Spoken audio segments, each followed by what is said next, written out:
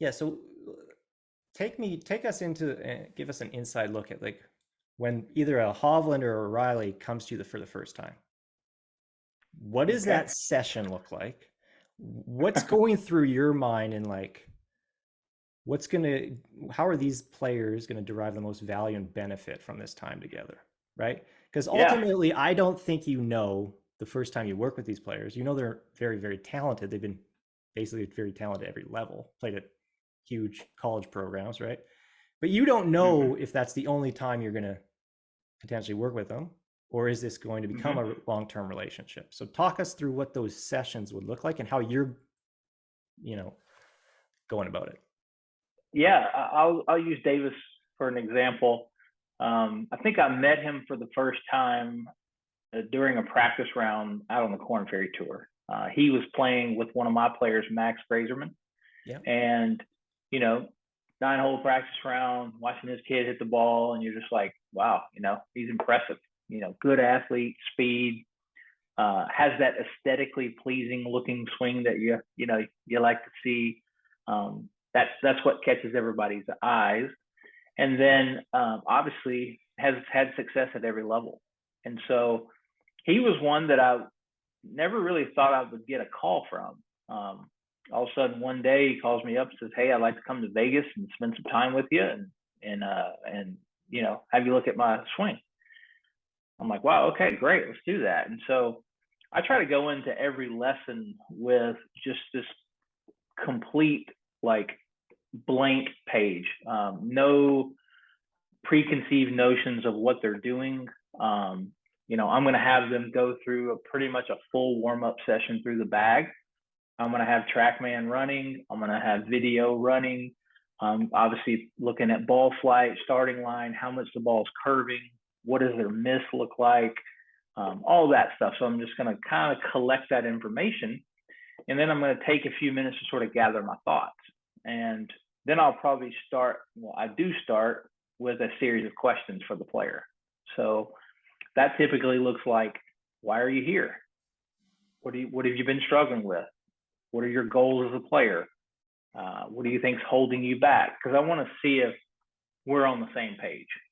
Because a lot of times a player will come to me and say things like, "We need to fix my swing," and they're last on tour and putting, and there's just a big disconnect with what's really holding them back. So a guy like Davis, if I take you through sort of his evolution of where he is now, I would say Davis had what I call junior golf syndrome.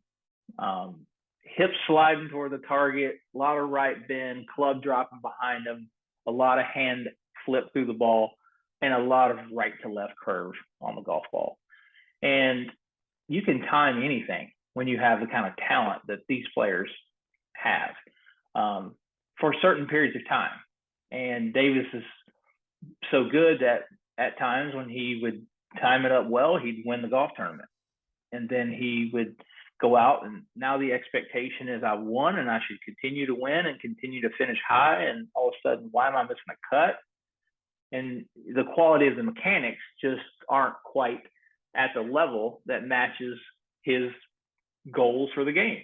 And so, for a while now, almost 2 years, we've been working on a little, go back to the root cause. Why are you side tilting so much and dropping the club behind you and having to flip your hands to hit this big draw? Well, that happens because you don't have enough depth to your hand path in the backswing. Your arm plane's too elevated. The left arm kind of shifts out, so on and so forth. And so I take those sessions, and the first time I'm with a player, I might not change a single thing. It's just educating them sort of from a 10,000-foot view how their swing currently works, how it currently is matched up. This is why you hit it well when you do, and this is why you hit it poorly when you do. And then from there, I spend a lot of time sort of hammering home the concept. This is the concept of your swing. This is the concept, because I don't want them to go out and spend any time or waste any time working on something that is of vanity or isn't necessarily impacting their ball flight or solidity of their contact or curve on the golf ball. So I try to hammer home that 10,000-foot view of their golf swing. And I think once they understand that, you get a much higher level of buy-in and commitment from the player, and you're able to keep them narrowly focused on the what I call like the cancer, the one thing that's sort of causing this domino effect in their swing. And if you're able to do that, I really feel like success usually comes pretty quickly after that. And so in a case like Davis, he came to me after he was part of that COVID class where they had to spend 2 years on the Korn Ferry Tour. Unlucky because he won 2 times in the first season. Yeah. So he should have been gone to the PGA Tour, and he's that good. Yeah, here's a guy coming to me that's won 2 times already on the Korn Ferry Tour. Why is he coming to me? Why does he need to work on the swing? So after those 2 wins was a lot of miscuts and a lot of just not playing great. And, it starts to wear on you mentally because your expectations are much higher now. You think you should be competing every week and, finishing in the top 10 and things of that nature. And so it took us pretty much the majority of the second season and the fall series on the PGA Tour, his rookie year, this rookie season, to actually get these changes in there where he could play with them. What are those changes? Obviously, much more depth to the hand path, much shallower shaft pitch and transition, much more what he feels like is a level rotation through the ball, with the hand path moving a little bit more left. Now, he's still a little right to left player. He hits, when he draws it, it moves 2 or 3 yards. Whereas when he showed up that first day at TPC Summerlin, his path was 6 degrees right with a 7-iron. So he was moving it, slinging it big time right to left. You get a driver in his hand, moving it big time right to left. And that led to, I think what we did with the driver was probably the single biggest thing that has kind of catapulted him to the level he's at right now. He is exclusively a fader of the ball off the tee now. So his geometry is very neutral, swinging barely to the left. Ball doesn't curve very much, falls to the right. Whereas before it was a lot of right to left movement, leading to big blocks and big overdraws when he missed it. So the misses, the quality of the miss with the driver off the tee I think he's one of the best drivers of the ball in the world right now. I'm not sure where he's at right now in strokes gained off the tee, but he's 180 ball speed, hitting over 60% of his fairways on tour. So generally you're going to rank pretty high there. So there's a few things you said throughout that, and one of them was concepts. The other was domino effect of his swing, right? And that's definitely 2 words I've heard you talk a lot about, like conceptual framework. That might even come back. I know Grant would talk a lot about that. And domino effects. So expand on that, because yes, domino effects, like looking at a swinging from like a chain reaction perspective, right? Yep. One domino topples the next and off we go. So take us through and try and explain that a little further. Yeah. So players, when they're looking at their swing or sort of evaluating what's going on in their swing, they will generally start with what they're feeling at impact. David is looking at me, Jeff, why in the world is the club so rolled over past impact here?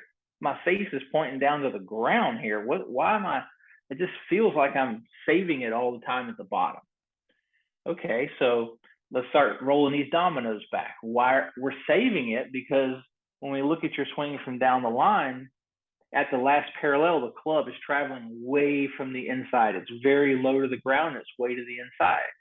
Okay, well, why is the club so low to the ground? Because your spine is tilting way back away from the target.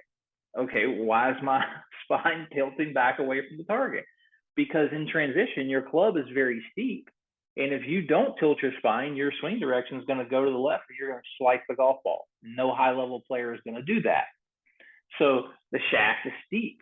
Why is it steep? So we're going back. Okay, the shaft is steep because when we change directions and you start rotating and he has a very powerful pivot, his hand path is being carried outward by all of that rotation of his body because the starting point isn't deep enough. So we get back to the root cause, or the first domino is in the backswing. His hand path isn't deep enough. There isn't enough shoulder abduction to get the butt of the club far enough from the golf ball.